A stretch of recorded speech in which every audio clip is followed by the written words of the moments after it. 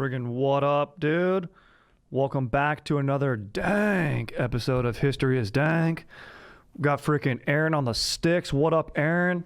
What up? Freaking legend, dude. I'm your freaking host, Strider Wilson, dude. Been dubbing myself Strider Chilson, dude. I like to think if I was like, some sort of medieval king, dude, I'd be Strider the Dank. And just like all my friggin' straight up constituents, dude, because it'd be a straight up chill friggin' democracy, dude. Be tied to be a friggin' way above, ahead of my times, dude. And just friggin', dude, everyone would just be eating friggin' bee sprouts, getting jacked, dude. Our main export would be just friggin' salmon, dude, bedded in quinoa, dude, and just friggin' sweet potatoes. Just maybe even like, dude, just friggin' green drink, dude, from my friggin' kingdom, dude. And just everyone's just friggin' yoked. Basically, dude, like Sparta, but, because a ruler kind of, his people sort of take on that identity a little bit, so my people wouldn't be that dank of warriors because I'm kind of soft, but dude, we'd probably be pretty fit. Like we'd be basically doing CrossFit, medieval CrossFit, which would be sick. Like, maybe like rolling boulders, dude, like they do in those strongman competitions, is finding boulders, rolling those, freaking, doing power cleans with just like, I don't know, dude, steaks or something like that. Not like steaks that you eat. Like we'd definitely be eating those carbs, lean carbs, dude. But, like steaks that like, other kingdoms would like, in Braveheart style that they'd put like, dudes domes on, dude, on like the freaking Tower of London or something like that. Hang cleaning with those like logs and stuff. And, just basically getting good cardio, just freaking eating freaking dank eats. So just been thinking about that lately. And also been listening to a lot of Bush, dude. Not the presidents, neither of the presidents, but the band Bush, dude. You know what I'm talking about, dude? Freaking Glycerine, dude. That song is just so fire, dude. I've been listening to that song and just loving it, dude. Just Gavin Rossdale. I gotta say right now, hottest dude, maybe one of the hottest dudes ever. Definitely one of the hottest dudes of the Y2K crossover era. Like he's just sort of had to bet his hotness in history there to sort of legitimize it. Dude, that, I don't know what it was from, like maybe an MTV Spring Break video, like 99, or like, might have even been at like the second, remember when they redid Woodstock? But I don't think it was at that. I think it was at something else. But he, dude, he's playing Glycerine shirtless in the rain, and he's like in danger of getting electrocuted. And it's one of the sexiest things I think I've ever seen in my entire life. Him risking himself for that art. And Aaron, you mentioned this earlier, and it's so friggin' true. The way he plays guitar, like, doesn't look real. Like, yeah, he's not a big on using the wrist. He's a lot of straight elbow kind of guy. Yeah, he's definitely. Yeah, it's a bent elbow. Yeah, it's like, and it's just up and down. Yeah, just upstrokes. Like, there's not a lot of delicate finger picking. He's just playing those freaking grunge riffs. He doesn't need to do, he's not getting too gnarly on solos. And he's just sitting, Glycerine, Glycerine, bad moon, white again. Oh, was that a good? That was pretty good. Dude, thank you.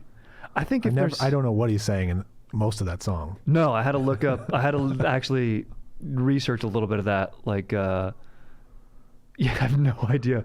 You got a beautiful taste.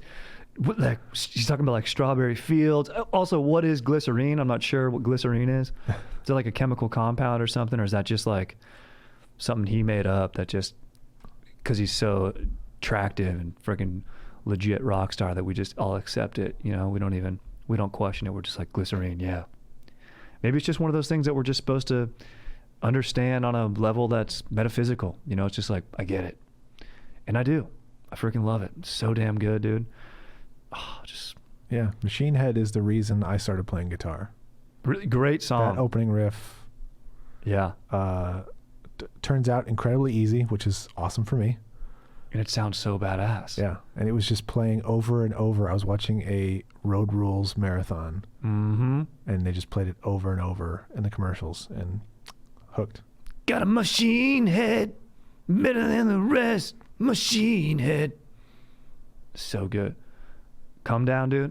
I don't want to come back down from this cloud. Hey, hey, hey. grunge might be some of the most fun music to sing as a rock star. If you have somewhat of a limited vocal range, you can get away with it by being a grunge artist. You know, either that or like a New Order type artist, like, you know, love Ian Curtis, dude, R.I.P. legend, or like, you know, Joy Division. Like, you just kind of just go, boom, oh, oh, oh, oh, oh, and just have like a sick like rhythm section in the background, some sick bass. It's vibes. Basically, it's vibes. If I was gonna be a rock star, I'd have to heavily rely on vibes, charisma over talent, you know, but that could get you there. That could get you there. An artist like Prince, he had it all. He had it all. But yeah, dude, been listening to a lot of that, you know, because I used to freaking, you know, back in my day, dude, put on some freaking Kings of Leon, dude, and just play some Pong, dude, just get the freaking, you know, set the mood right. And I've been playing some virtual beer pong with like, you know, Chad, dude. We'll hop on there, toss back some BL Smooths, and it's pretty fun, dude. Like, basically the way it works is you just set up your camera looking at you with your cups in frame, and then obviously the cups you're shooting at your place are just the person's cups that you're playing with virtually, so you kind of pull your own. So it's a little bit weird, but it's been a dank evolution, you know, during the quarantine of beer pong. And I'll honestly continue it even after the quarantine. I'll play it to this very day, you know, just straight up, just, you know, instead of doing a FaceTime call or Zoom in, be like, dude, let's just do a quick pong, and then I'll meet you at the movie theater, you know? Let's just get one in real quick, and then, you know, I'll freaking bird scooter there, a little bit buzzed, don't tell anyone, dude. If I get, you know, if I start losing at the pong games, then, you know, maybe I'll have to take an Uber, you know what I mean, dude? But just been a sick evolution of the game of beer pong, which made me think of, you know, for our historical share today, just the sort of the evolution of beer pong and finding its origin. You know, where did beer pong start? And then even, you know, I just spoke of friggin' straight up evolution, dude. A dank game known as Snappa, aka Beer Die. Maybe depending where you're from. You know how like dudes from the Midwest call soda pop, or fireflies lightning bugs. You know, it's like it's been ingrained into the culture there. It doesn't mean that's where it was invented. You know what I mean? So it's just, you know, soda wasn't invented out here. Well, maybe it was also invented in the middle. I don't know. I don't even freaking know where it was invented. That sounds like another dank episode to dive into. But today, we're going to talk about the origins of Snappa. And I theorized here a little bit. I thought to myself, all right, this is a drinking game. It involves a table. It involves cups, you know, and some die.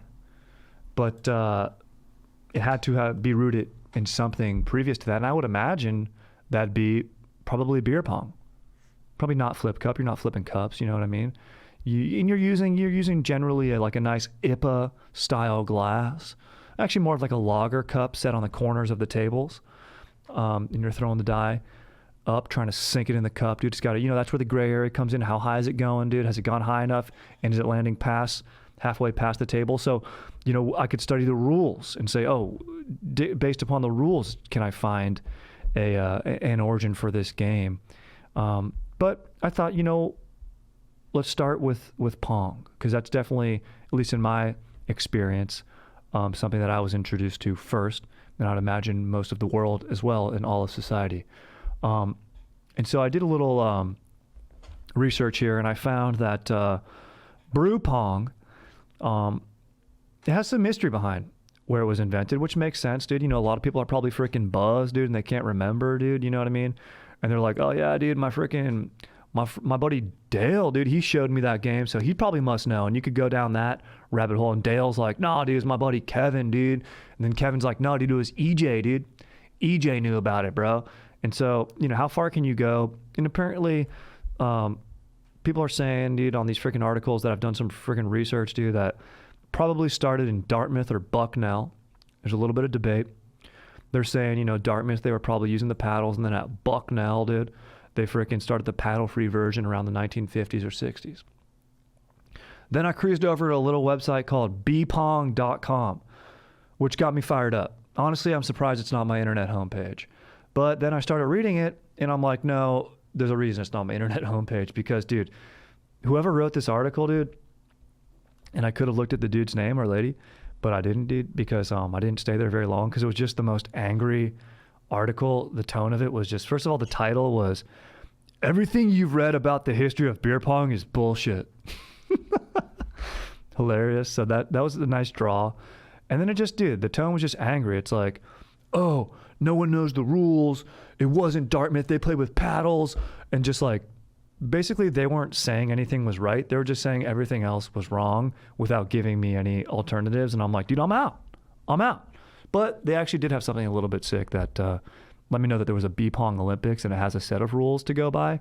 But honestly, you know, because you're playing Pong and the main debate is what are the house rules. And I kind of like that each house you step into kind of has their own rules. Like I'm into that, dude. Like I'm not a guy who's like, oh, dude, no, you can't finger or blow the cup. I'm like, dude, you know, fingering's lame, dude. And dude, chicks blow, dude. I'm like, no, look, if you want to, it's a little bit of it. That's a talent-based move, dude. If you want to blow the ball out within a reasonable amount of time, then do it, dude. If you allow fingering, I'm not into the fingering of the cup, dude, because, you know, I don't want to spread the germs with my fingers, you know, even outside of freaking COVID times. You know, and I don't want to waste the brew, dude. I don't want to have to Zamboni something, dude, if I knock a cup over, you know. But I'm like, dude, I'm into the house rules, dude. I'll play by your rules. And honestly, if you want to, you know, enforce the troll rule, which is if you make no cups in one game, for the remainder of the next game you have to stay under the table, dude. I'll probably I'll probably ask the dude's house, like, hey, yo, do you guys play a troll rule? And if they don't even know what it is, I won't even tell them because I don't want to spread that around, dude. I'm kind of regretting that I even talked about it now and spread that around a little bit. But, you know, dude, it's part of the truth that I have to have, you know, in this podcasting medium, dude. I need to freaking express stuff that sometimes I'm not, you know, I got to be unbiased. You know what I mean? I got to be unbiased. But I'll let you know, dude, I'll run it by the house rule. I'll run by the dude to the house. I'll be like, you know, dude, if the dude's house I'm playing at, his name's Jake, dude, I'll be like, yo, Jake, dude, what up? What are the rules? Did you do celeb shots? All right, tight. Can I get next? All right, sick. You know, it's 3 deep on the wait list. All right, that's sick, dude. I'm down to wait, dude. I'll get a pleasure beer over here. I'll, you know, sip on some Jungle J, dude. Hopefully there's some Everclear in there if I'm in Arizona, dude. Just reminds me of all the good old days of making Jungle J with Everclear, dude. Used to ship that stuff back from my bros at ASU to my dog Joe, dude. And just freaking, you know, dude, I'll post up on something nice and then watch the guys play, dude, sort of taking the rules, dude. You know, watch how they're playing with elbows, dude, if they allow bouncing, dude, if they're allowing, you know, behind the backs if I catch the ball before it hits the ground. And then that's what made me think, dude. This fact of catching the ball before it hits the ground and getting a behind the back shot, maybe early indicator of Snappa. You know, maybe a sort of early indication of Snappa. But, you know, dude, honestly, with all the research I did, I didn't really get any answers with beer pong, dude. It was just kind of like it showed up. And maybe that makes the most sense, dude, because quite honestly, dude, I could see beer pong being around since probably the cognitive revolution, which I believe was about maybe 30,000 years before the present day today, where you got probably, you know, early Homo sapiens, you know, Homo Africanus, you got Neanderthals, you got Homo erectus, you got freaking Denisovans, you got freaking Homo soliensis, just basically all forms of early man. Just basically, I think it was like harnessing fire, and then basically right after that, it was like playing Pong. You know, it's like, oh, we can warm up our cave.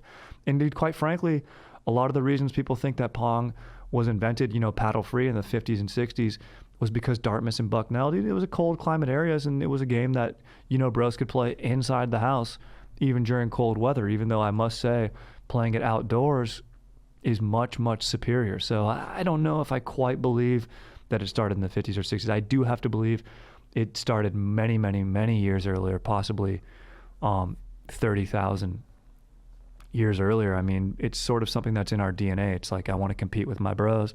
How do I do it? But I also want to have a little bit of camaraderie. It's sort of that thing where it's like, you know, you've got next on the table and the bros that are playing are in double overtime, and you're fired up on that, even though you've waited for the kind of the entire night to play. It's sort of what you've made your night about. You know, you haven't even really talked to any ladies, mainly because maybe in your dome you're kind of insecure and you don't want to venture out that way. And that's sort of the beauty of the pong table. It's sort of a centerpiece of the party. It allows you to check out of that, you know, tell yourself in your dome, convince yourself in your dome, I came here to compete, but also I'm too afraid to compete in sort of the genetic lottery of trying to meet, a future GF, which, dude, I've been there, you know what I mean? So the beer pong table can be there for you in that way. So, and you're really antsing to get on there, and you've been waiting a long, long time, but how are you going to miss this triple overtime game? And how are you going to disrespect that, dude? Honestly, I'm running to the fridge, grabbing entire fresh beers for that tri-cup re-rack that they're going to do, And it's just so sick. It gets the whole party so amped. And, honestly, putting on a little bit of machine head during that overtime, glycerine might not be the right vibe for a triple overtime beer pong. Although, I don't know, I'd kind of be into it, dude, Making cups go bye-bye again. Making cups go bye-bye. The Keystone Light's got a beautiful taste. And when we rise, it's like IPA feel. Man, playing beer pong with IPAs? No way. No way. Anyway, I believe beer pong is just something innate in our DNA, is what I'm theorizing here. Okay? And maybe I'm wrong, but it's tough to prove I'm not right. It's very tough to prove I'm not right.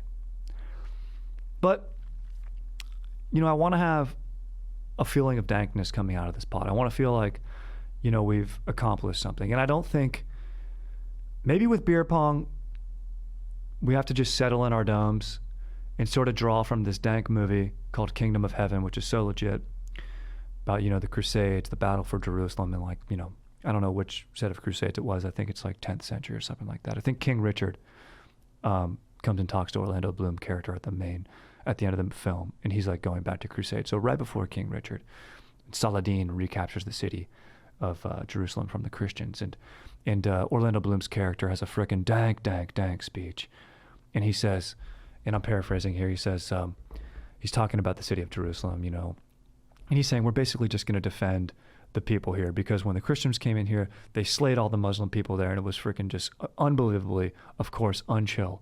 And, basically Orlando Bloom's like, we're defending the people here, not the city. That's what we're going to fight for. And Saladin's a freaking chill ruler. He's a pragmatic guy. And, I don't want to give away any spoilers, but, they strike a deal that's legit, dude. But before the main final thrust of the battle, Orlando Bloom's talking to everyone, and he's like, talking about Jerusalem, he goes, all have claim, none have claim. Meaning, the city belongs to everyone, and it belongs to no one. And maybe that's how beer pong is, dude.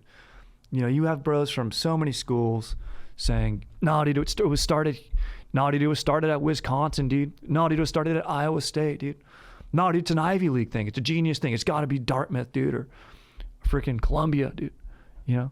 So, no, dude, it started at Emerson, dude. A bunch of sketch comedic writers invented it, dude. It's like, no. All have claim. None have claim. It belongs to humanity. That's why I like my, early man and early man's, genetic companions, sort of inventing the game of beer pong, playing in their quote-unquote caves or wherever they live, dude. Bunch of Neanderthals, dude, suited for the cold climate, Ties into the Bucknell theory a little bit there, suited to the cold climate. Bunch of freaking jacked dudes with pronounced brows, dude. Just posting up in a cave, just calling next, dude. Making stuff into, clay cups. Honestly, that'd be early art. I'm not going to lie to you. It'd be early art. Some of the earliest art was found in like Australia. It's like a little lioness or lion dude figurine. It's the body of a bro and the head of a lion. And I like to think maybe that piece of art just sort of is about the courage it takes to sink a solo cup no rebuttal. Something to think about. Anyways, let's take a turn to Snappa, because we might get some answers. In fact, the fact that Snappa goes by two names, Snappa or Beer Die, this sort of going back to this pop, soda, firefly, lightning bug debate, just because it's called something, it's a little confusing. You would think, we could track down the etymology of those words and maybe find the origin of the game. Maybe that is what we'll will happen. You know, we're gonna sort of dive into some research here. Also, this reminded me of who calls beer pong Beirut. Aaron, do you call beer pong? You ever call beer pong Beirut? No way. No chance. No. Now, I read something in an article. It was like, oh, in the 80s, that name Beirut came around because there was the civil war going on in Beirut, Lebanon, and some insensitive frat bros, which I do buy. Frat bros are 100% insensitive at times. Of course, not all, but there's definitely a few. And that they coined the term Beirut because it's like the bros would play against each other within the frat. So it's like, oh, dude, we're like a civil war on the beer pong table among ourselves. So let's call it Beirut. And I'm like, I don't know, dude. I don't know if that holds sway. Maybe like one dude named Carl said that one time, and then like a few other dudes were like, haha, yeah, funny, dude. And they called it like Beirut for a night. But the fact that it that much traction held with society, I don't know. It's got to be a different. And I couldn't find. Please, dude, email if you know. Email me, StriderWilsonShreds@gmail.com. Let me know. I'll get you. We'll talk on the pod. I want to hear answers. I mean, I'm not saying like, was beer pong invented in Lebanon? I don't think so. I think like the early man theory, or, you know, the 1960s frat house theory holds more sway than that, you know? And I'm not ripping on Lebanon, dude. I love Lebanon, dude. It's given us amazing things, dude. You know, freaking the Phoenicians were there, dude. They formed the early alphabet, dude. Freaking Jesus Christ made his first miracle at Lebanon in Sidon. That was the miracle of turning water into wine. Freaking Mia Khalifa, one of my favorite performers, is from Lebanon, dude. Lebanese descent. I don't know if she was born there, but still, dude, it's a dank place. But I just don't think, you know, I got to go with the theory that if you call beer pong Beirut, it probably means you can't kickflip. You know, you probably let alone ollie. You know, you probably can't even balance on a skateboard.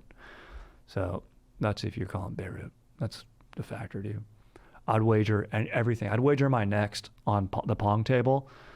If a dude called beer pong Beirut, if he can balance on a skateboard, I say let's go get a skateboard, and then what I would win is probably just a pleasure beer. You know. Maybe an upgrade from Keystone Light to like a Natty Light to sip on while I play. Anyway, dude, let's track down some Snappa here. I want to find out where it was invented, a lot of its origin story. It's such a dank game. For those that aren't familiar, some of you might call it Beer Die. Basically, you set up 4 cups on the corners of a table, not dissimilar to a table that I'm sitting on right now. You can play it seated or standing. You got to freaking throw the die up. If you make it in the cup, dude, they got to freaking down the cup. It's very difficult to do. If it clanks off the cup, you like drink, you know, 2/3 of the beer. If it hits the ground, you got to drink like 1/3 of the beer, dude. This game, it gets you, excuse my French, gets you fucked up, dude, with your boys, which is sort of what you're looking for when you're playing some competitive drinking games, which is sick. And, you know, those are the very rudimentary rules, but I actually have an expert, first expert I've ever had on the pod, which fires me up. We're going to do a call-in with my dog, Brooks Burgoon. And he was the former Sigma Nu Rush chairman circa 2009 at UCSB. So that's University of California, Santa Barbara.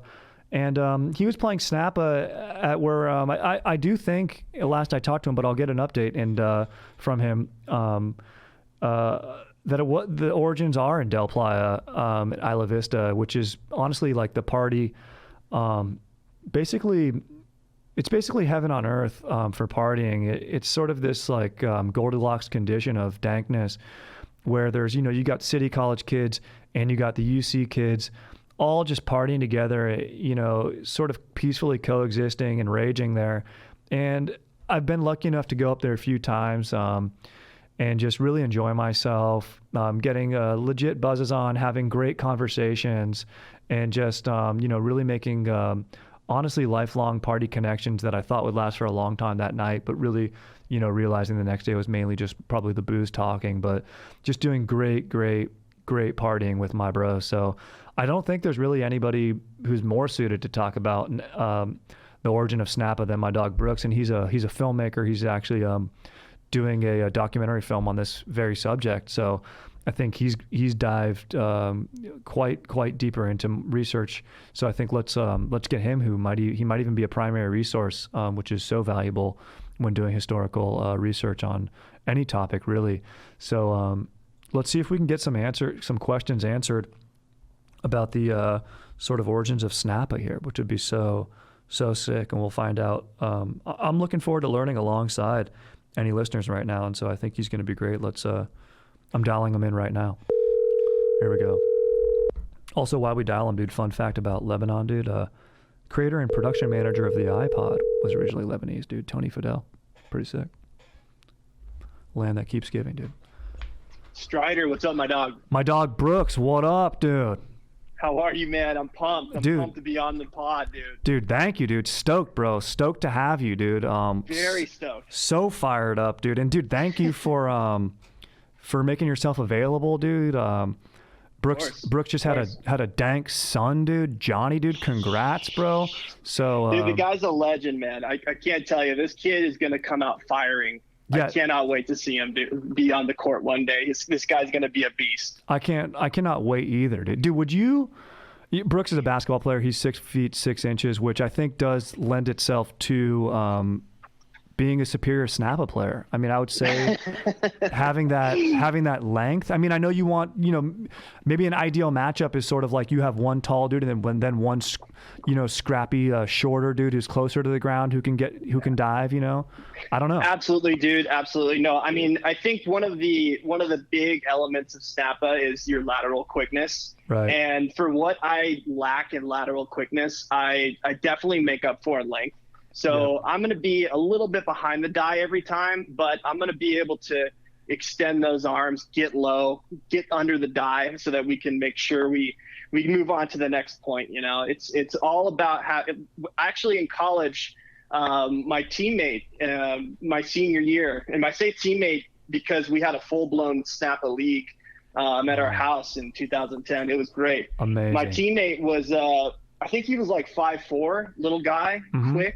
And it actually worked out pretty well. We ended up getting dead last in the league, but we had the most fun playing, and that's really what Snap is all about, I think that you just hit the freaking hammer on the head right there, the nail on the head. That truly is, dude. It's really about that camaraderie of just, the fact that you guys had a league fires me up so much just hearing that. And I think maybe that even leans itself to sort of, Brooks, what I've been talking about is, I started off with beer pong, trying to track down the origins of beer pong. And I'm like, well, it's kind of hazy. There's not the best information. You have a lot of, right. Maybe some dudes' buzzes are talking more than the dude himself, Agreed. Agreed. And so I couldn't get answers. Maybe it's started in Bucknell or Dartmouth in the 50s. Oh, nice. I have a theory that it's been something, in our DNA and something that, maybe even early man was playing, early. I buy that. Stuff, as soon as fire was invented, then we have the cognitive revolution. Humans are social dude. beings. All you need is like a rock and like a circular cup, and then you got a game. Correct. And there's no proof to say it wasn't being played, right? In somewhat of an elevated surface, you're good. So exactly. Do you think, in your experience, there is any grounds that, and I know you're doing your documentary film. Have you found any evidence of where the game might have been invented? I think maybe it could have been invented at UCSB. It's Delphi is one of the dankest places for partying on earth, I would say. Yeah, absolutely. So in the research that I've been doing since I started writing this film about a year ago, I've been lucky enough with the age of social media to really hunt down and look for any intel I possibly could find. And one of the most valuable resources I have has been this Instagram handle, Die Is Life. Big shout out to those guys. I love that they've created like a huge following and really have grown the game in a great way. And they've posted a couple Snappa photos from, I think it was 1986. Whoa. It's a grainy picture, just four bros sitting around a 6-foot table, four glass cups on each end of the table, huck and die. And that photo was kind of the impetus of this entire documentary, because I want to know where this thing started. I want to know the bros that started this game. I want to see who had the idea. And I think it's a really important part of history that we need to track down, because Snappa is honestly one of the most beautiful, fun games you could play with 4 of your friends. Yep. I've played in environments where all of a sudden you look around and there's 60, 70 people watching one Snappa game, and it's intense, man. It gets fun. That's people so cheering, the stakes are high, and this game needs a doc. It needs multiple docs. So the history's out there, and I plan on doing my best to find it. And dude, I want to thank you for your research and your passion for this project, because I do think it is a very, like you said, very important part of history. And maybe you're saying since '86, a contemporary development in man's journey on this rock we call Earth. And I think, dude, you just nailed it, dude. Just the fact that you got dead last in your league. But you had the most fun playing. And dude, we did, dude. The environments that Snappa creates, and I think even like a triple overtime beer pong game, and where you even have next, and I've mentioned this, wouldn't draw the same crowd that are just a regular competitive Snappa game would. I mean, dude, I've been lucky enough to witness you playing games in Santa Barbara, and I've seen you, dude, you're in a backyard, you're on a porch, the ocean's in the backdrop. It's unreal. Everyone's in their board shorts, bros are shirtless, dude, they're sun-kissed, necks and back from playing. Yep. The PGA, they have Augusta, right? Like that's the course that everyone wants to play on. Yep. Beer Die, Snappa, no better place to play it than Isla Vista. So specifically true. Del Playa. It's pristine, man. And I get chills thinking about it. It's just such a beautiful place to play. Man, it's what better backdrop for a film too, like just daydreaming about the drone shots, and we're going to bring jibs in, techno cranes. We're going full on high end production on this thing. I think the game deserves the production value that we're going to bring to it. That'd be due respect, dude. I think 100%. Now let me ask you a question. Why do you think there's 2 names for it? Like I don't know anybody who calls beer pong Beirut, but that's a name that's out there. Right. I've always known Snappa as Snappa, but some bros are out there calling it Beer Die. Now, is there a difference in rule play? Have you found where maybe like in the Midwest bros call soda pop, right? So right. Maybe is it a geographic thing? So why is there that distinction, and what is the distinction, if any?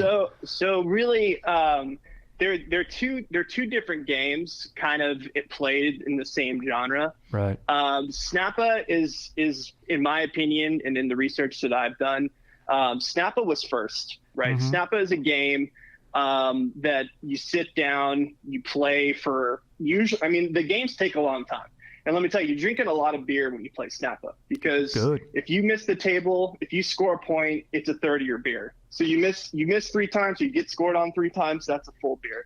And we kept stats in our league, and there was always a stat guy that was keeping track of every game, just so that we can have a third party to monitor the situation, monitor points, making sure people aren't calling low calls. It was almost like a referee, but he was really there to keep score. Love that. And Snappa really is like the grandfather of Beer Die. Mm. Beer Die I started playing a little bit later. It's a game that you can play a lot faster. So there's more rotations on the table. You can get more guys involved. It's really fun.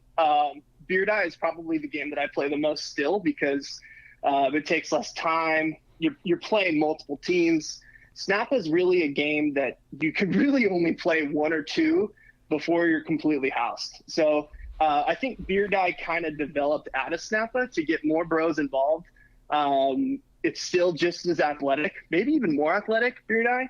But when it comes down to brass tacks, Snappa is just the purest form of any beer tossing game.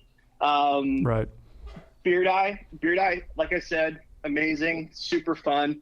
But Snappa and Beer Die are almost two different things that use kind of the same form and technique on both tables. Interesting. Love that. See, I did not know that. I didn't realize there was somewhat of a rule distinction and a speed of play element to this that fires me up. It sounds like maybe Beer Die is something you would play at a pregame before you go out to get to the party, where then you'd maybe just be playing Snappa or something like that. Yeah, so Beer Die is the game that we played at our fantasy draft in Utah. Right. So you can get like 6 or 7 games in, feel fine. Everyone gets to go at it. This past draft, when we got all the bros like hooked on Beer Die, was really like just one of the happiest moments for me. Seeing that game click and seeing guys get stoked on Beer Die and hucking dice is something that, as someone that went to UCSB, an Isla Vista native, spreading that game to bros that didn't have the opportunity to play that at their college was really, really special to me. So yeah. I was all smiles watching you guys play, and sink cups, tink cups, and I don't think we had any naked runs, but the possibility of a naked run is always it's kind of one of the biggest factors yes. for Snappa and Beer Die. That's how you set the stakes. That's when you're down 4-0 and the possibility of getting naked run is in the back of your mind. You start to shake up a little bit. You get a little nervous. You get a little anxious, man. So you do, and it gets you stoked. Which I love about it is it does. It's a benevolent game. It's in beer pong yes. you have trolling, you have there's a lot of shaming in it. In Snappa there's of course jovial smack talking, but the main punishment is a stoke-inducing punishment, because what gets you more fired up than seeing one of your bros go streaking? And honestly, you might even go with them. Maybe you'd be so buzzed enough where you go, bro, you know what? I'm going to go with you right now. You've seen that? Dude, You've seen that happen? I mean, I've seen it happen. There was a game we were playing at my sophomore year of college. The alumni weekend happened, and we were pretty terrified. The alumni, these guys were beasts. They were monsters when it came to partying. And I think that day they clocked 4 naked runs, 2 of which didn't even need to happen. Bros just wanted to drop trowel, bond, and run across the street naked, man. It was bizarre, but it's beautiful. It definitely set the precedent that it is a tradition. And it's something that I really hope stays consistent with the game, because it's a really important element. And something so beautiful that you are a part of. You've spread that tradition. I was introduced to it from you at UCSB, and then you brought it to the fantasy draft. It was a major stoke boosting event. And I think, they say, immortality is, how can you live forever? And I think the best way to do that is by spreading knowledge, spreading, having an impact on today's society. And I think that's something that Snappa, aka Beer Die, is doing, and I think that's something your doc is going to be perpetuating, and I absolutely love that. And then also, just in case there's any listeners out there who aren't quite familiar, what Brooks would constitute a naked run? Is this like equivalent to hitting no cups in a game of beer pong? What exactly in the rules? Yeah. So naked runs for us were, if you got skunked in anything, I mean, at my fraternity, there were naked runs if you got skunked in FIFA, and there was always a limit, right? Like if you lost 6-0 in FIFA, you were getting your ass naked and you're running. If you got beat 11-0 in basketball, you got a naked run. So for Snappa, the score is always to 7. So if you lost 7-0 in a Snappa game, you were getting naked. Makes perfect sense. I mean, that sounds very reasonable and stoke-inducing, and I love that. Honestly, you can maybe even naked run down to the coast if you're in UCSB. So that's one of the so yeah, my senior year, our naked run was from our house. You had to run down a hill, and you had to actually physically jump in the ocean. So it was the naked runs. You usually want them to be like maybe 100 to 150 yards. Mm-hmm. Nothing too long where you can get in trouble, because actually our good friend Andrew, he got naked run. He and I got naked run one time, and he made the error to try and fight it. You know, he was one of those bros who's like, no, dude, I'm not doing this. I'm not doing this. And he had to. So he stalled, and I was already back by the time he left. And we were all waiting around, like, where's Andrew? Where's this guy? And his butt naked ass was in a cop car because he stalled. He got full on put in a cop car, and the cop ended up dropping him off at the house. You know, Isla Vista cops, they kind of understand the rules of the naked run, so they just got him back home, told him not to do it again. But if he didn't stall, he wouldn't have got his ass his bare ass in a cop car. I love that, dude. I hope one day society can progress to where everyone understands, all cops understand the naked run, you know, the beauty of it. And they're like, look, dude, we'll just drop you off. You know, you can't do it in a school zone, obviously, you know. Yeah. Maybe even here's a track you can do it, and, you know, something like that. Yeah. Have you ever seen hours? Yeah. Did any bros, you ever seen any, just a few technical questions for you. Mm-hmm. Do you think it's better to play Snappa or Beer Die in like board shorts or a cargo short, or do you play like in jeans or knee pads? You ever seen guys cleat up or anything like that? Yeah, so I've definitely, I'm a pro. I'm all for board shorts. Maybe some nice flexy Lululemons. Those are both comfortable and also really, really flexible. I always go barefoot just because I feel like I get the most traction on whatever ground I'm playing on. Very nice. I haven't really seen any guys cleat up. I've seen a couple guys wear elbow pads, which is this total kook move. Right. I would say the less gear you have on, like the more pure the game is. It's raw. You want to feel the movement. You want to be as in tune with your surroundings as you can, and just the more stuff you add, the slower you're going to be, you know? Yeah, exactly. You don't want anything cumbersome. You want to be probably, honestly, board shorts, no shirt is probably going to be the best way. Maybe a backwards lid, just to sort of, you know, keep the sweat out of your eye, and, you know, bandanas are crucial. Yep, that'd be kind of fire. And you can honestly still wear that on your naked run if you do happen to get naked run, which would be sick. Yeah, that's valid. You can keep that on for sure. Would you, if there was like a Snappa Little League or youth sports, you know, and they're playing with, I don't know, Martinelli's or Gatorade, would you, is that something you would put your son into? Would you allow him to play that, you know? Yeah, no doubt. I mean, we've already got him working on his hand speeds. He's got some rattles.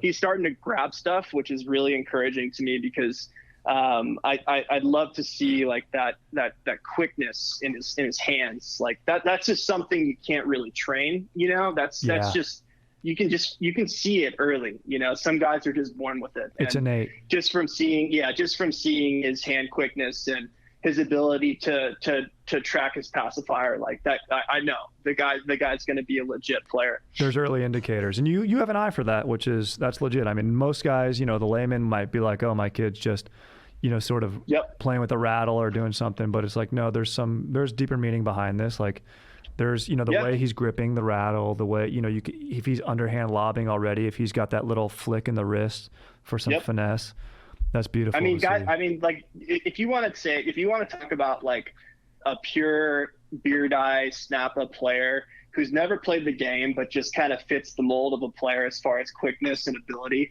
there's no one better than Babona, dude. That guy picked up the game faster than anyone I've ever seen. He was sinking cups. He was just a complete wall, dude. No die was getting past him. Guy was an animal. It was fun to watch. He is an animal. And yeah, Babona's stature, his body type he's lean. He's probably, what would you say, Danny's what, 5'10", something like that? Maybe he's a lean 5'10". Lean 5'10". That's a good Snappa build. Probably a $160.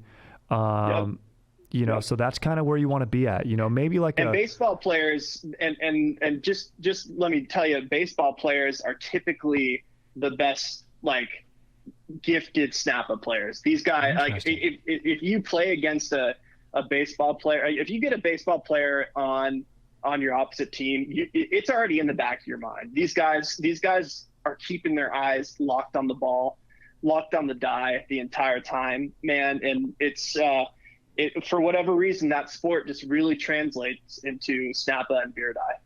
Interesting. So you could play baseball to really augment and help out your Snappa game. That's I think so. Something good to think about. I love that. Yeah. Let me ask you, Brooks. And dude, this has been amazing, dude. I'm so excited to see your film. I cannot wait for it to come out. I want to just ask you a quick question of course, if you could play Snappa or AKA Beer Die with any three bros or ladies from history, who would you play with? So who would be your teammate? And then who are you playing against? You know, think about the conversation, the camaraderie, all these things. Look, this is a tough one. Take your time. You know, I'm thinking like I might play with Abe Lincoln, dude. He's kind of long. He's 6'3".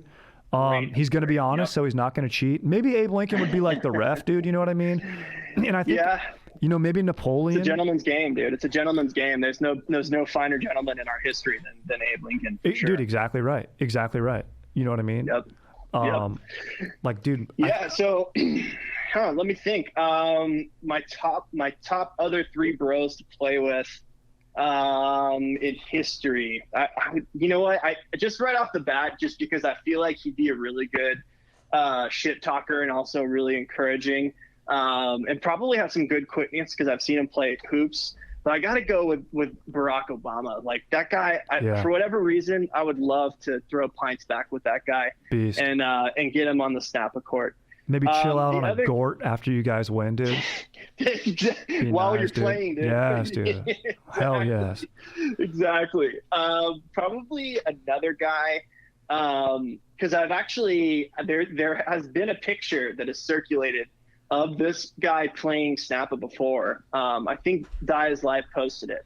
But Tom Brady was throwing die in his backyard. Just the greatest of all time, dude. And that picture right there like sent chills down my spine. Seeing him throw die in his freaking massive acreage that he has in his backyard. Like that guy would be real fun to play with. Dude, just playing in his like garden that he plants and feeds his kids with. The only thing you got to worry about with Brady is, you know, if Edelman tries to tag along and be like, no, dude, we're a package deal. Dude, if you pick Tom, then you have to pick Julian too. So that's the deal. We're a package, dude. We're a package. One of those kids, dude, you know? But dude, no, but we're not going down that route. All right, dude, so you got Obama. Homie's wearing like, he has like weighted dye or something. Yeah, trying to cheat. Dude, you know he'd wear an elbow pad, like an ankle bracelet or like an ankle brace or something like that, dude. Absolutely. Gosh.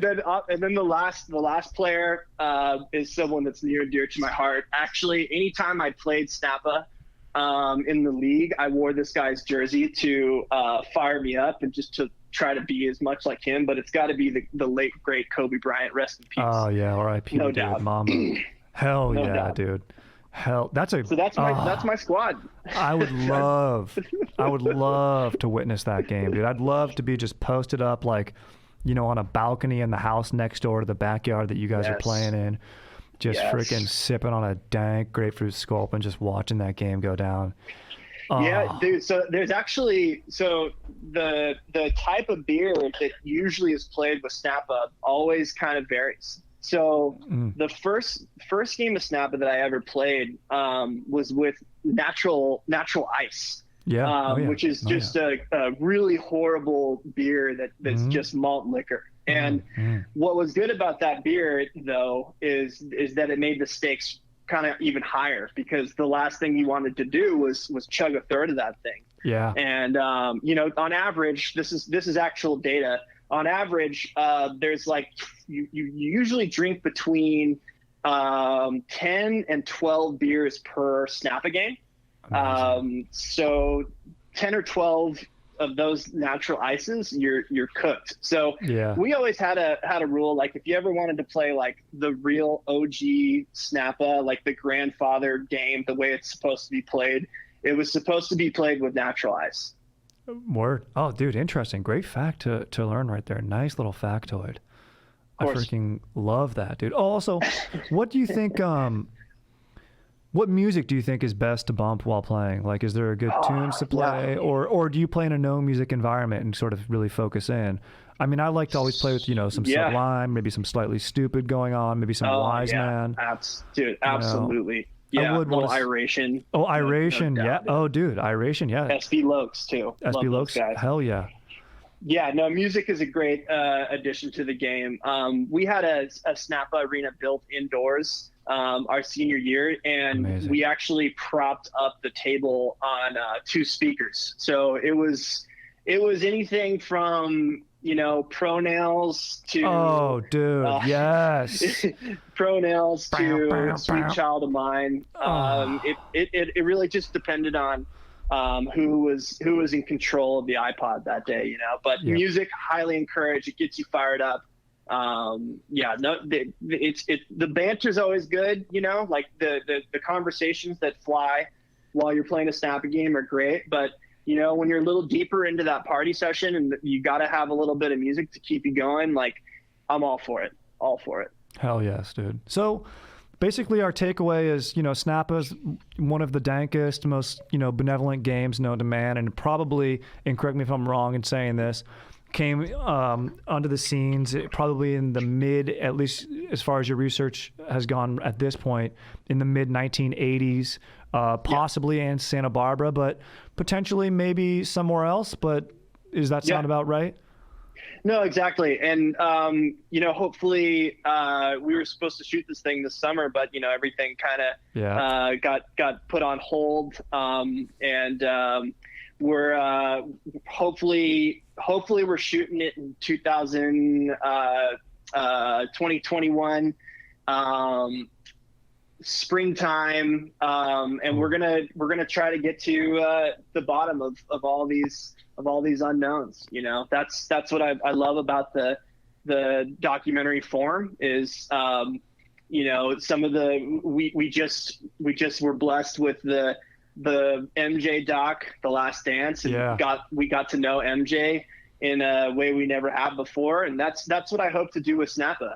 I hope we get to become familiar with the sport. We can find the whoever the forefathers are, just to pay homage to the history of the game. That's what we're trying to do on this podcast. That's what we're trying to do with our doc, so thanks for having me, man. Hell yes. Thank you, Brooks, so much for joining us, dude. Cannot wait to see your film when it comes out, dude. Freaking give my best to your fam, dude, your freaking lovely wife and your dank son, dude, and just keep being a ledge, dude, and freaking stay stoked, my dog, and thank you so much for joining, dude. No worries, Strider. Thanks again for having me, dude. Thank you, dude. You're a legend. Thank you, bro. Quick question though, who's the best at fantasy in our league, dude? No, you think I was gonna let you championship one? You only get one more year of this, dude. Exactly, dude. We'll see though, dude. I won the year before. That's just true. Saying. That's true. Congrats. I used your money to buy you a really good jersey, dude. So I hope I get something in return too. You'll be getting something, dude. Don't worry, bro. You'll be getting something very nice. Don't worry, dude.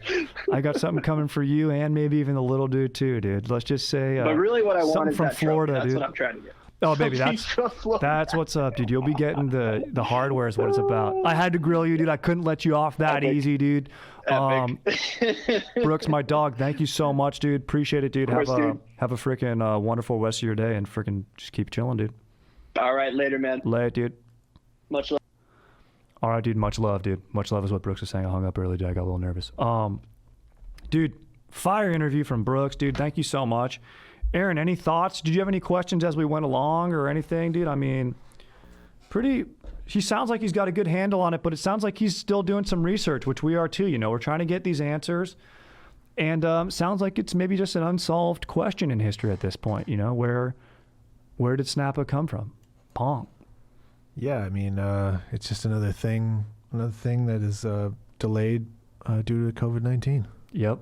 That's how it goes, And maybe who knows what answers he'll get. Maybe it's, what is the true reason for, we covered the Nazca lines. What is the true reason, the pyramids are located where they are? There's all these theories, I mean, there's some stuff that's more grounded, like anything with, myths of, Greek gods or the Egyptian gods. There's some sort of, even worshiping the sun. It's grounded in something. It's a life source. There's, the lessons we learned, the origins of storytelling around the Greek gods are human lessons and, sort of not fables, but like tales that are meant to spread wisdom and stuff. So I think maybe Snappa is right there along with it, even though it's, more grounded than obviously God's intangible, but, the wisdom it spreads and the lessons that we learn from playing it, I think are going to carry on for generations to come. And I'm just sort of, fired up. So I'm glad that, I think I rest easy knowing that maybe we didn't answer the question I set out to answer of where exactly these games came from. I think we've taken a step in the right direction. It was interesting to learn that in the early 80s, that photograph existed and sort of is the impetus for Brooks's doc, which I'll be fired up to learn about. And also that our minds are thinking alike. And I think that's really just what it comes down to, So, yeah, dude, let's take a few questions, dude. What do you say? Here we go. What up, Strider? So I was just thinking about thinking aloud while sitting at my dank new credenza, and all of a sudden Christopher Columbus popped into my dome. I was wondering what you think of this chiller and if he is worthy of his own dank holiday. If you were to boke him from the calendar, would we replace him? Who would replace him? Can't even freaking read, dude. Let's see, dude. Thanks for the intelligence, Bennett Huber. Bennett, dude. Yeah, I mean, Columbus, is definitely a problematic character. I know, dude, reading the dank book, Lost City of the Monkey God, like the dude's, I don't know if he's exactly guilty of this, but, I don't know if he put like smallpox on blankets and stuff to spread it to take out natives. I know that did happen from other conquistadors.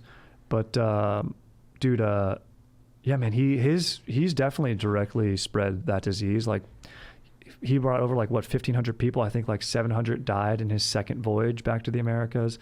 So, yeah, I mean, Columbus Day, definitely a character that could go being replaced.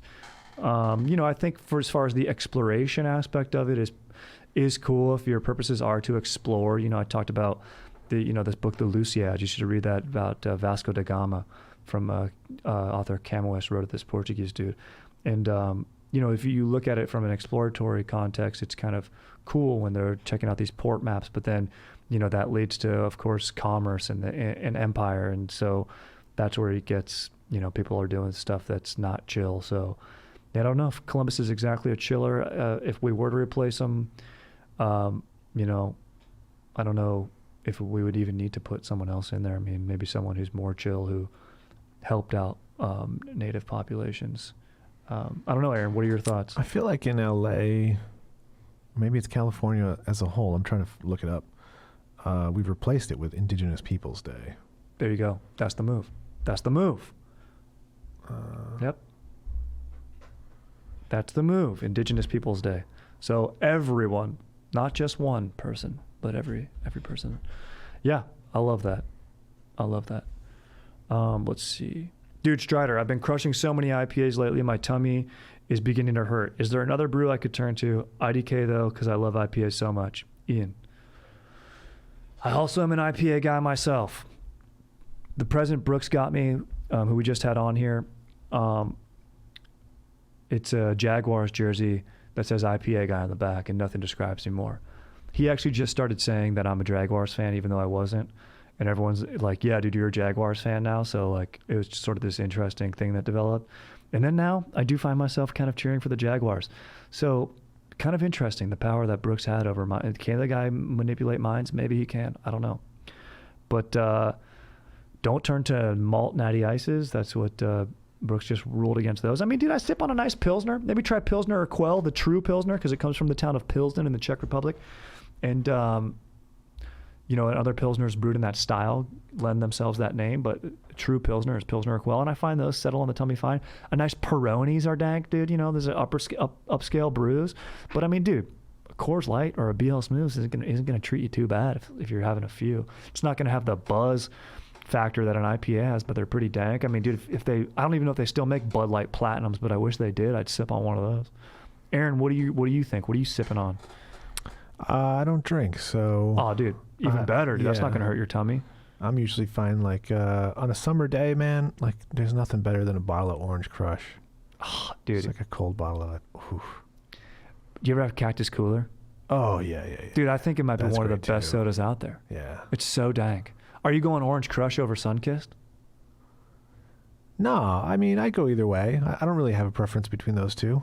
I think just Orange Crush in a bottle is easier to find. Yep. But yeah, I don't mind either one. That nice. I bottle definitely choose factor. one of those two over Fanta for sure. Yeah. Yeah. Fanta's ad campaign's a lot of fun, but their product just not where it needs to be as far as competition is concerned. And there's the whole Nazi component to it too.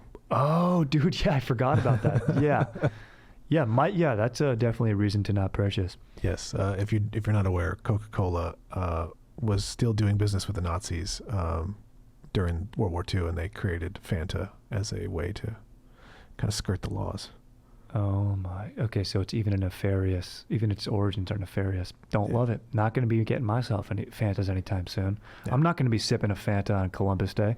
Tell you that much. No That chance. would not be dank. That would be undank.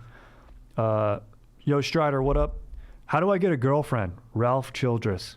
I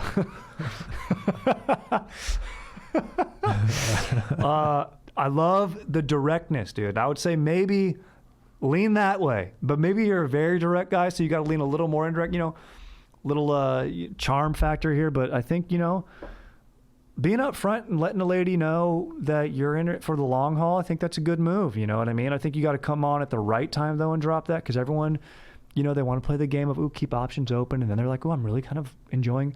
When they go from saying, I'm seeing this dude, to I'm dating this dude, to then, boom, we're GF and BF.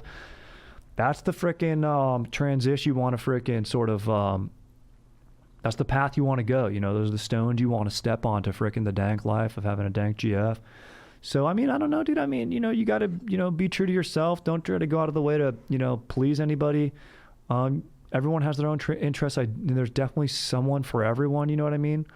If you're a dude who owns a lizard, there's a lady out there who is into lizards. You know what I mean? So get in, so dive into your interests, go, I would say maybe there's a don'ts, sometimes you can learn a lot from what not to do, swanky bars or hip scenes or going out, meeting someone at a bar. It's not always going to be the case, be delving into your own interests, and don't be afraid to ask out for a cup of coffee. You know what I mean? When you're at even the supermarket or you're at a lizard convention, dude, you got to just be like, yo, you want to go get an Orange Crush together and maybe start crushing on each other? Something like that. I don't know, Aaron. What do you I think? definitely recommend, if you're going to ask a girl out, ask her to coffee. It is the least committed, both financially and emotionally, thing you can do, but still get to know somebody. Yep. You don't have to sit through an entire meal together. You're not going to get drunk in any way, shape, or form. It's a solid, because chances are, if you're the dude, you're buying. That's what cultural mores have been. It's not going to break your bank. Exactly. And it's fun, dude. And that's what Yeah. you're going to be doing.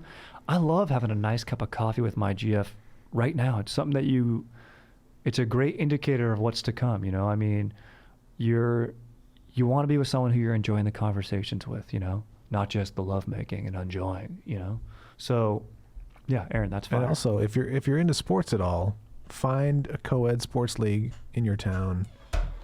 Yes. There's probably several. There's a ton here in LA. I know that for sure. It's a great place to meet people. That's a great, great call. It's a team aspect. You're meeting people on the opposing team, people on your team. You're having fun doing something. You're working together. I love it. Honestly, if there was a Snappa league, I know that involves getting your buzz on, but that'd be sick. Maybe a community-funded Snappa league. That's something that Chad and JT need to go out and make happen, dude. They need to freaking get active on that. That'd be sick. It's just the most. I mean, I like calling it. If Brooks hasn't already named his doc, it should be called the Benevolent Game. I think that'd be the move. Okay, let's do one more and then we'll call it, dude. I saw your post a while back on Instagram that you are a 3-time fantasy champ. That's so sick. I'm in a 12-man snake league with my uncles and cousins. I want to win. Any advice? Dude, Dude, honestly, first of all, I'm all about the auction. It's fire, so much fun. You can really go out and get a player if you really want the player. You just have to spend a lot of your draft dough for it, your fictional draft dough. 12-man league, I think, is ideal. 14's deep. It's tough to work the waiver wire, but I got a lot of bros, so we got to have the 14-man league. I think 12. But snake is, it's fun. It's traditional. I mean, dude, if you're in a snake league, I don't know what you're filtering it. I'm going to go with, assume you're doing traditional quarterback, 2 running backs, 3 wide receivers, tight end flex, defense kicker. I'm going to go, and probably I'm just going to assume you're doing regular full PPR. I mean, dude, you want a pass catching, you want to get your bell cow back, dude. You want a back who's going to catch the ball and get you the yardage. I mean, you want to get your Christian McCaffrey style player. So I'm going with that first, but you got to see who falls to you in the first round. You can always get good receivers on later teams, even nab up some dank rookies, dude. Like this year, there were some fire rookies in, on the Titans and the Niners. So, unless you get a real top receiver, don't worry about chasing. I would really get your back. Wait to get a quarterback later round. Unless you're in love with someone, you can get guys who can put up points. Look what Tannehill did. So get your backs, dude. I wouldn't even be afraid of going back-to-back running backs. And then even a tight end, that's a position you're going to want someone to score at. The teardrop from tight end is probably the biggest discrepancy, from top tier to middle and late tier. So you're going to need to get one of the guys of those top 10s for sure on your squad. How early? See what drops to you. See how the draft went. Everything's unique. That's the beauty of the game. Every draft's unique. So do your fantasy ones. But I would say, number one, advice, get your bell cow back. Get your workhorse dog that's going to freaking get you where you need to be. And someone you're going to be stoked to watch every week. That's what you want to have. Aaron, are you playing fantasy football or no? I have done it once, and I finished dead last. Hey, you tried. That's what it's all about. You went out there, you tried it, and maybe it's not for you. And there's respect in that. Did you do fantasy baseball? No, God, no. Yeah. It's so long. It's so long and arduous. I tried doing fantasy basketball once. It just was too much work. The once a week for football is just fire for me. I even tried the, there's a 56 game hitting streak thing, where you just pick a guy to get a hit for 56 straight days, like a different guy every day. It was so hard. It was so hard not to be a homer. Yeah. Yeah, it's really, really tough. It's a tough thing. That's another great piece of advice for fantasy football as well, is don't get biased you want to have your guy you want to watch, but statistically, don't get a guy, if you're like a Steelers fan, like my dog JT, don't just go get the Steelers running back, even though Connor was supposed to be good this year but didn't really pan out. But don't do that. You got to remain unemotional and unbiased to your home team. You need to make those calculated, straight up business decisions. All right, dude, that's it. So, I mean, honestly, I think what makes us unique about humans is our ability to be social with one another. And, it's not like we're ants or bees working in, well-defined aspects of society, following people in a close-knit thing. Our family members and people that we're intimate with, we are able to communicate with people on other ends of the globe virtually, or, signaling in language. And I think that's what makes us a superior species. I'm sort of talking about our cognitive revolution here. And I think that beer pong is part of that. It's something that's in our DNA. It's something that makes us excel, and is probably taking us into the age of science and the age of hopefully beauty is what's coming next. And maybe that's a Snappa, a sign of things to come. So I think maybe if we didn't answer exactly where the origin is, I think possibly now we'll just have to rest assured that it's something that's sort of always been in us and is coming out in this new dank way. And I look forward to seeing Brooks maybe hopefully crack the code, because it would just be nice to see and really stoke inducing, and not something that's like, oh, I have claim to this, I have claim to that, but something that's just like, oh, sick, dude. These dads now, dude, who have freaking kids, freaking started this game in the 80s. That's freaking sick, dude. So maybe it's something that can inspire more dankness to come. And I think that's what's legit about history. We got to study the good and the bad to take the best step forward. And I think today we are studying something that's very, very, very dank in Snappa. So, all right, dudes, that's it. You got any questions? Email me, StriderWilsonShreds@gmail.com. Any suggestions? Always down for those. Thank you, Aaron, and let's freaking stay stoked, and I'll freaking see you guys next time, dude. Lit.